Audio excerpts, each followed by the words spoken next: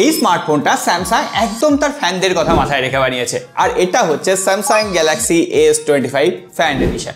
Samsung এর ফ্যানবয়রা কি চায়? একটা প্রিমিয়াম দেখতে স্মার্টফোন হবে, তার সঙ্গে সঙ্গে একদম ফ্ল্যাগশিপ টাচের একটা ক্যামেরা থাকবে, আর তার সঙ্গে সঙ্গে পারফরমেন্সটাও স্টেবল হবে। আর গ্যালাক্সি AI নিয়ে আর কি বলবো বলতো, এই যে Fold 7 নিয়ে বারবার আমি ভিডিও করছি শুধুমাত্র গ্যালাক্সি AIটা শোকেস করার জন্য।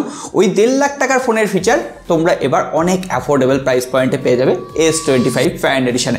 এই ফোনটার সমস্ত খুল্লা আজকে রিভিউ করব, কোথায় ভালো লেগেছে কোথায় খারাপ লেগেছে, তবে আমি এইটুকু অ্যাসিওর করতে পারি ভিডিওটা তোমাদের ভালো লাগবেই।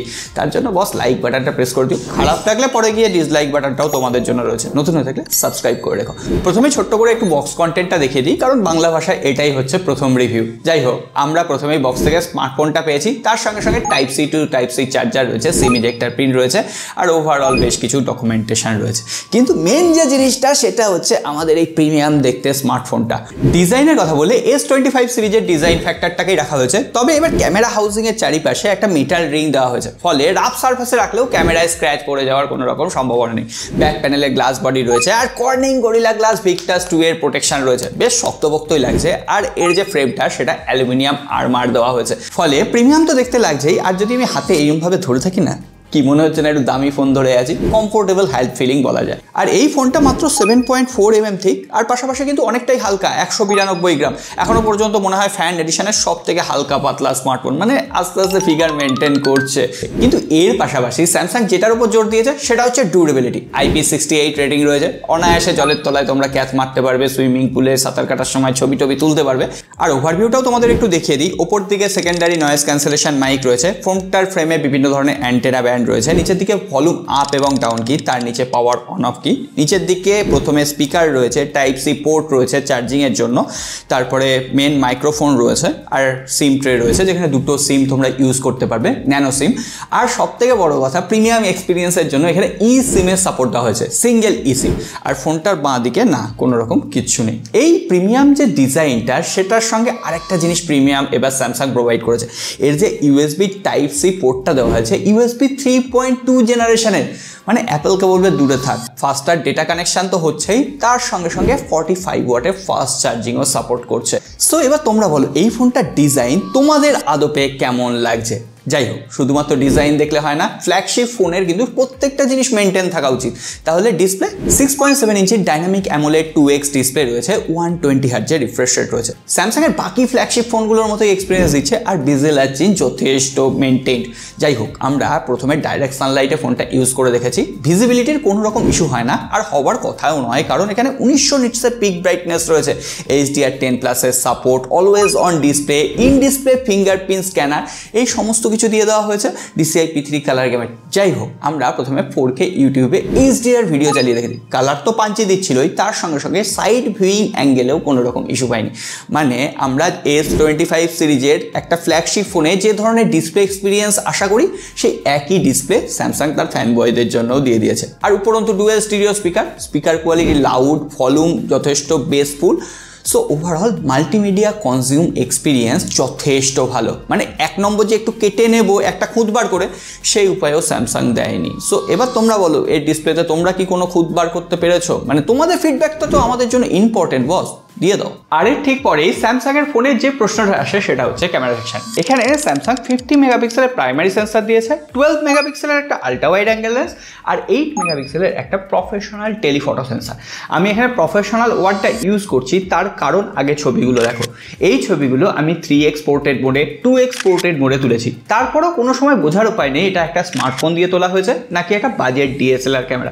আমি একদম এক্সপেন্সিভ DSLR ক্যামেরার কথা বলছি না, ক্যানন M50 200D, ওর থেকে বেটার ব্লার ইমেজ এখানে ক্যাপচার হয়েছে। তার থেকেও বড় কথা, ছবিগুলো আই ক্যাচি ছিল, শার্পনেস বেটার ছিল, এক্সপোজার পারফেক্টলি ম্যানেজ করেছে, ইভেন সেটা লো লাইটেও।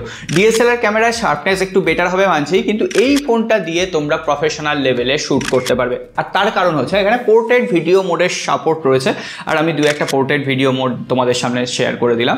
এডজ টু এজ ডিটেকশনও নিয়ারলি পারফেক্ট কাজ করেছে। আর 4K 60 FPS এর ফ্রন্ট এবং রেয়ার ক্যামেরা দিয়ে যে ভিডিও শ্যুট হচ্ছে সেটা দিয়েও তোমরা মোটামুটি একটা ভালো শ্যুট করতে পারবে। তার থেকেও বড় কথা, এখানে যে আল্ট্রা ওয়াইড অ্যাঙ্গেল লেন্সটা সেটা দিয়েও আমরা লো লাইটে ছবি তুলে দেখেছি। শার্পনেস যথেষ্ট better, exposure control, dynamic range, colour adjustment একদম পারফেক্ট। বেশিরভাগ সময় ন্যাচারাল কালার প্রোভাইড করছিল, তবে কিছু কিছু টাইমে কালার বুস্ট করছে, যেটা আবার আই ক্যাচি লাগছে, সোশ্যাল মিডিয়া রেডি লাগছে। এই যে স্যামসাং এর ফোন আমি আমার প্রাইমারি ডিভাইস হিসেবে ইউজ করছি, তার একটা কারণ হচ্ছে ক্যামেরা, কিন্তু আরেকটা কারণ রয়েছে, সেটা নিয়ে একটু পরে কথা বলছি। আর এখানে যে সেলফি ক্যামেরাটা রয়েছে সেটা দিয়েও আমরা লো লাইটে ছবি তুলেছি, edge to edge detection perfect ছিল, এমনকি যে ডাইরেক্ট সানলাইটে শার্প ইমেজ দিচ্ছে, স্কিন টোন যেটা সেলফি ক্যামেরার ক্ষেত্রে আগে প্রায়োরিটি দেওয়া উচিত, সেটাও যথেষ্ট পারফেক্টলি কাজ করছে। সুতরাং ক্যামেরা নিয়েও কোনো রকম হেজিটেশন নেই। সেকেন্ড যে কারণটাই আমি আমার প্রাইমারি ডিভাইস হিসেবে স্যামসাং ব্যবহার করি তা হচ্ছে এআই ফিচার। প্রথমত আমরা Fold 7 নিয়ে রিসেন্টলি একটা ভিডিও করেছি, সেখানে যে সমস্ত এআই ফিচার রয়েছে সমস্ত কিছু এখানে অ্যাভেলেবেল। তার উপরে out of the box Android 16 One UI 8 এর কাস্টমাইজেশন, উপরন্তু 7 বছরের আপডেট, মানে সেটা অপারেটিং সিস্টেম আপডেটও দেওয়া হবে, সিকিউরিটি প্যাচ লেভেল আপডেটও দেওয়া হবে, এমনকি কল রেকর্ডিংও তোমরা অটোমেটিক করতে পারবে কোনো রকম অ্যানাউন্সমেন্ট ছাড়াই। আর এখানে গ্যালারি ফিচারে তোমরা এআই জেনারেটিভের সমস্ত ফিচার পেয়ে যাবে, মানে সেটা স্কেচ টু ইমেজ হোক, ব্যাকগ্রাউন্ড রিমুভ হোক, সমস্তটা। সুতরাং একদম ফ্ল্যাগশিপ ফোন, যেখানে flagship camera experience, flagship AI feature, তার পাশাপাশি ফ্ল্যাগশিপ ডিসপ্লে। কিন্তু পারফরমেন্সের অবস্থা কি? এখানে স্যামসাং এক্সিনোসের 2400 চিপসেট দিয়েছে। আমরা অ্যান্টুটু চেক করেছি, প্রায় 18 লাখের আশেপাশে স্কোর এসছে। আর এখানে কিন্তু স্যামসাং কোনো রকম ভুল করেনি। 128 জিবি যে স্টোরেজ ভ্যারিয়েন্টটা, সেটা UFS 3.1 দিয়েছে ঠিকই, কিন্তু আপার ভ্যারিয়েন্ট নিলে তোমরা UFS 4.1 পাবে, তার উপরে DDR5X র্যাম রয়েছে।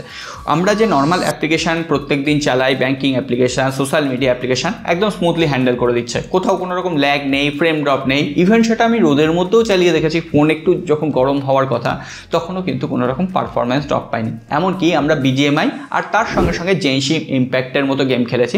এটা তো 100% একদম গেমিং ফোন নয়, তার সত্ত্বেও গেমিংকেও যথেষ্ট ভালোভাবে হ্যান্ডেল করেছে। মানে ব্যালেন্সড পারফরমেন্স একটা ফ্ল্যাগশিপ ফোনে যেটা দেওয়া উচিত সেটাই দিতে পেরেছে। সো ওভারঅল এই হচ্ছে আমাদের স্যামসাংয়ের S25 ফ্যান এডিশন। এই ফোনটা কাদের? যারা একদম বেশি দাম দিয়ে স্যামসাংয়ের S25 আলট্রা, Fold 7 এইগুলো নিতে পারবে না, কিন্তু তার সেম সফটওয়্যার এক্সপিরিয়েন্স চাই, ক্যামেরা UI ফ্ল্যাগশিপ ফিচারগুলো চাই, তার পাশাপাশি বেস্ট মাল্টিমিডিয়া এক্সপিরিয়েন্স, তার উপরে হ্যান্ড ফিলিং, স্যামসাংয়ের ফ্ল্যাগশিপের সম্পূর্ণ হ্যান্ড ফিলিং রয়েছে, তাদের জন্য S25 FE পারফেক্ট।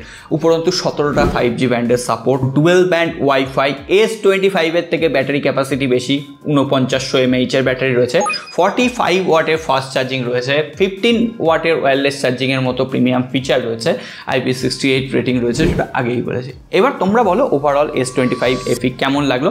এখন মোটামুটি 55 থেকে 60,000 রুপি দাম রয়েছে, কিন্তু তোমরা জানো পরবর্তীতে কি হতে চলেছে, আমি আর সেটা নিয়ে মুখ খুলতে চাই না। যাই হোক, সকলে ভালো থেকো, সুস্থ থেকো, আর এই ধরনের এক্সক্লুসিভ রিভিউ দেখার জন্য লাইক আর সাবস্ক্রাইব বাটনটা শুধুমাত্র তোমাদের জন্য। সকলকে শারদীয়ার শুভেচ্ছা জানিয়ে আজকের ভিডিও এখানেই শেষ।